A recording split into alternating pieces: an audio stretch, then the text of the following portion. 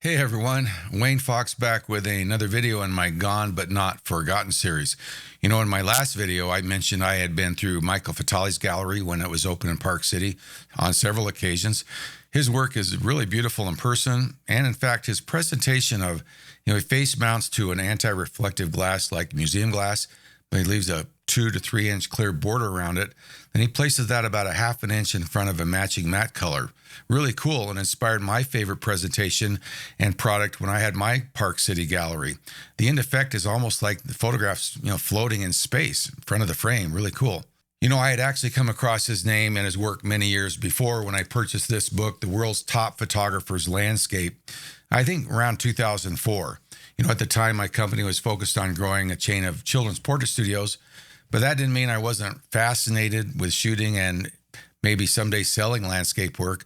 I even earned a couple of my PPFA merits towards my PPFA master's degree. That's Professional Photographers of America, if you haven't heard of them, with a couple of landscape shots. So, a book like this was kind of a natural for me. It's a fantastic book. It's full of amazing, stunning landscape photographs, virtual who's who of world-renowned landscape photographers.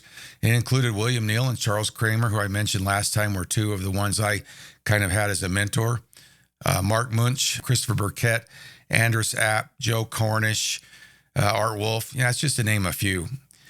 And of course, Michael Fatali. My copy of the book is actually signed by Michael Fatali. And the cover of the book is one of his shots and is the subject of this episode of Gone But Not Forgotten. This rock formation is known as the Teapot and was located in a place called Fantasy Canyon near Vernal, Utah.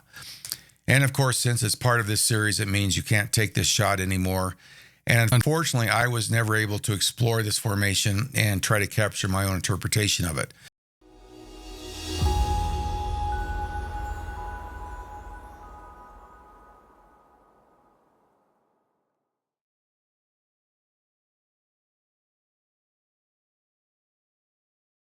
I discovered the story of why the formation can't be photographed anymore while researching its location. Thinking if I was ever in the area, I might try capturing it myself. This was some years ago. In fact, probably not long after I purchased the book. In that research, I discovered that there's quite a bit of controversy around Michael Fatali and also about this particular image. And I decided it might be interesting to include a little bit of that in the background before I get into what actually happened. First, maybe a little more about the book. I've always loved this book. The images are really wonderful, and the photographers included are world class. Their reputations as great photographers has only grown in the past 20 years since the book was published. To me, the book's sort of a who's who in landscape photography just before the digital evolution or revolution, whatever you want to call it, took over. I guess it's almost like a time capsule as the era of film-based landscape photography was about to be disrupted by digital capture. Now, I'm not saying no one does great landscape photography with film anymore. That's certainly not true. A lot of photographers still choose to use film and do wonderful work, but it's really the exception nowadays and not the rule. Most of these photographers were dealing with 4x5, 8x10, or even larger film cameras, had to master the skill and art of capturing the scene with the serious challenges of those large cameras and the medium of film. Also had to master darkroom techniques to really maximize their final version of the image. That adds a whole new dimension and difficulty level that really is becoming lost to history, really challenging. Anyway, enough about that. I might actually do a more in-depth review of this book because it is really a cool book, and maybe talk a little bit about the challenges those photographers faced. I experimented a little bit with sheet film, but not much. But let's move on to some of the controversy about Michael Fatali himself, and this was all from the research I found, most of it back some time ago, and led to some maybe undeserved criticism of this particular image. Now, most of this happened a long time ago, and it was interesting to kind of see how people viewed him and this image back then. I think I can understand why many photographers are a little turned off by Michael Fatali. If you research him a little, he becomes, a little full of himself, really seems to be kind of put himself in a category above everybody else. He calls himself the Light Hunter. He says the name was given to him by the Navajo tribe. In all this hyperbole, he implies he's found some great secret, and thus his work should be viewed in a special way. He claims he only uses natural light, and he doesn't enhance his images at all. And since digital became mainstream, he doesn't do any digital enhancement of his work. Now, I'll be honest, I think to me, being a light hunter is pretty much a required trait for all talented landscape photographers. Every photographer in this book totally understands the power of light and hunts it. As a landscape photographer, we're chasing the light, often returning to locations to see if the circumstances, especially the light, are more compelling time and time again. As far as natural light, maybe other than a few photographers that enjoy and specialize in light painting, landscape photographers aren't hauling around a bunch of artificial lights to light up their scene. Natural light is what we have and what we work with, and that's all there is. Now, I understand a lot of this is marketing hype, and while maybe as photographers it's kind of a turnoff, maybe like some of the other well-known landscape photographers around there, I really don't hold it against him. He is successful and his work is terrific, well collected, even commands a pretty good price in the resale aftermarket, which I think is a pretty good indicator of how collectible something is. More power to him. I gets criticized because it looks oversaturated and stuff, but then everybody kind of has their own taste. He didn't write this information for photographers to read. It was for potential customers.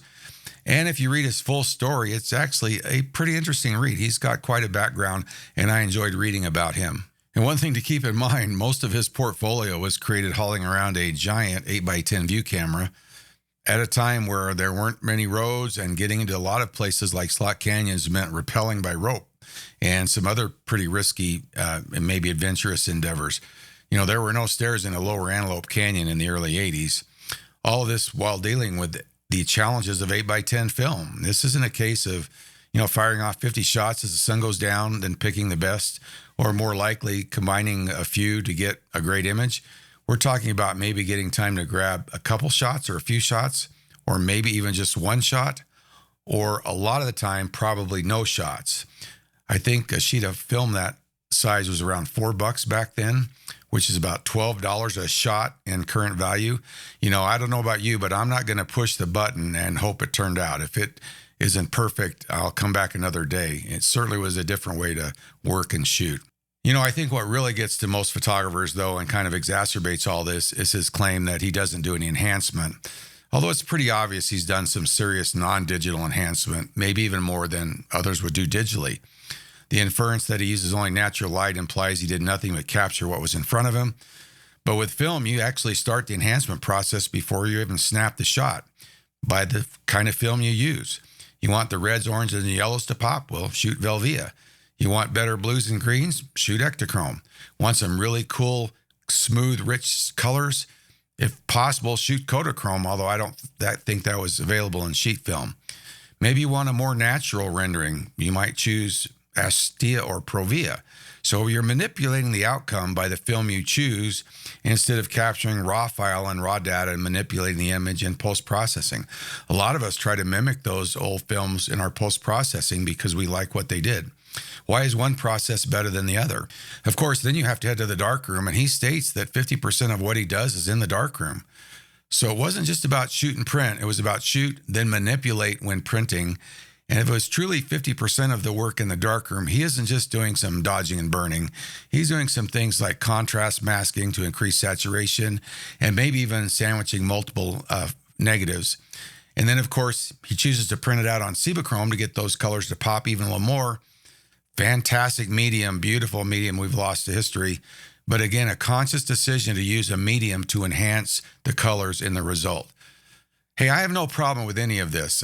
We all do it to our own personal satisfaction and taste. This image behind me here, there's a little bit of saturation in that. I think what puts people off in these discussions is the inference he doesn't do it. I don't think anyone cares if you do it, but when you claim you don't, and obviously you are, kind of a different story. And I think only photographers probably realize that, but it's a little bit of a turnoff. And then to top it all off, everything's fine and good, but what really damages reputation among photographers, and probably even to this day exacerbates all the discussion, is the boneheaded stunt he pulled back in 2000 or 2001 while leading a workshop. He goes to Delicate Arts and he decides to haul in some Duraflame logs and some tents to put him in with a workshop he was doing. And he sticks them under one of Utah's most special landmarks, Delicate Arts. It's even on our license plate. Never mind that any fire outside of campground fire pits is completely illegal. Never mind that there is nothing at all natural about a man-made fire, the light from a man-made fire. If the light isn't there by the hand of nature, then it's not natural. Just because it's a fire, that doesn't make it natural. So don't do a fire. Just use some artificial light, like a lantern, a Coleman lantern or something.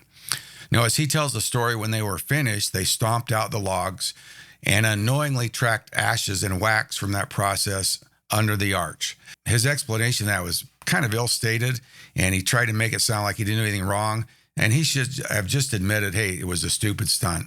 He was later fined and then banned from arches in Canyonlands National Park, and he admitted that he set fires in Canyonlands several times, and I don't think he could go into those places for a couple of years. As a landscape photographer, your respect for nature and the landmarks we photograph is critical. And I know it was a mistake and a stupid thing to do, but he should have thought about it a little bit more. Anyway, if you put all that together, when he starts talking about capturing images and his process, it's kind of difficult to accept his word at face value. So there's a little bit of a credibility problem. So how does this involve the shot of the Teapot? Back 20 years ago in all those discussions, it revolved around not only the rich red colors, but the perfect placement of the moon. And no one was able to understand how he was able to capture that using only what nature provides. For example, in person, the formations in Fantasy Canyon are a sort of a dull gray color and not the rich red that he has in the photograph. A lot of criticism about that back then. Some saying that he had actually fabricated the colors. A quick search shows that lots of images similar to this. And in fact, Fantasy Canyon is kind of famous for its ability to pick up the wonderful colors of sunset and really light and glow similar to the picture that he took. I don't think there's anything really faked about the color. Maybe he's pumped up the saturation a little bit. So the discussion also revolved around the perfect crescent moon. And it's pretty clear looking at this image, something is off. The sun can't come from two directions at the same time, from behind and to the left for the sunset on the rock, and then from in front and to the left for the little crescent on the moon. If you're using the sun behind and the moon's back there, it's going to be 3/4 to full. If you're using the sun that's hitting the moon, then the teapot's going to have a rim light similar to the crest on the moon. You can't have it both ways. And so everybody says, well, he's faking it. It's not natural. And there's a little bit of criticism of this. What's amusing to me is that there's so much discussion about it, whether it's natural or not, including somebody that went into some deep discussion based on astronomy. Hey, sorry, it's obvious he did something. It takes about 10 seconds to figure that out. But I don't think anyone viewing the image really cares to worry about it. It's a beautiful image. Maybe a small group of photographers back in the day, but even now, I'm not sure many people are too worried about it. And I'll be honest, in this case, he openly admits it's a double exposure, which was an often used technique to capture the moon when using film and landscape photography. Here's what he says. A year later, I captured what I would call that perfect light. As the sun began to set with its colors throwing golden light across the valley and in between the two high-peaked mountain vistas, I made my first exposure. Waiting for the moon to rise before my next exposure enabled the balance of the photograph to be improved and evoked a sense of mystery in the scene. Now, I think there might be some embellishment. What he says, I think he would have had to wait pretty much all night to get this shot because this crescent moon is probably coming up a couple of hours before sunrise. So did he really position and plan everything so he could just leave the camera one place and he knew that moon was coming up in the next spot? I suppose it's possible, but knowing how easy it is to double expose a moon back in the day, as long as the sky's black, it's more likely that he took the first shot and then at some point set up to take a shot of the moon, and he knew right where to put it by putting some grease pencil on his ground glass. I've heard of landscape photographers that would actually capture images of the moon on several sheets of film, carefully recording their location so they had a picture of the moon ready for an opportune double exposure, or the other way around. They would take a picture and then they would wait till they got a great moon and they would double expose the moon on. It was actually a pretty common technique. As I mentioned, it was fun to read about all this discussion. Sort of reminds me of the situation with Peter Lick's now somewhat infamous moonshot a few years ago. The internet was abuzz with photographers' discussion and even some well-known YouTube channels tackling the reality of that humongous Peter Lick moon, with clouds seemingly disappearing behind it. A kind of similar discussion. As I research this video now, a lot of the discussion I originally read has disappeared over the past few years as websites have gone down or some of the discussions have been archived away. And I really have no point to make. I just thought it was interesting. And it's kind of, I don't think nowadays photographers would be nearly as critical of a technique like this as they were back then. Anyway, what happened to the Teapot? Well, pretty simple. Sometime in 2006, it fell off. No one really knows for sure the reason. Now, here's a shot of what it looks like now. And the photographers superimposed where the Teapot would have stood.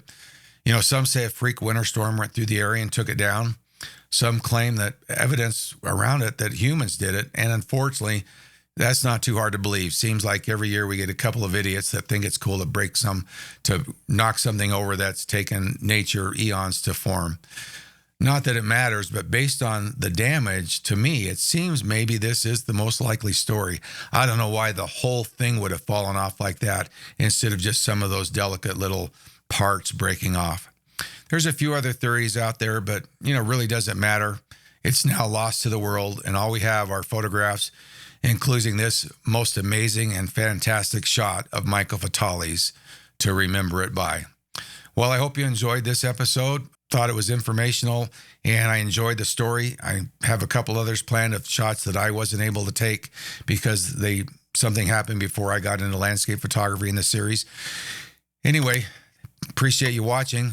Throw a like down below and comment if you want. I'd love to hear your opinion on this. Hey, till next time, see ya.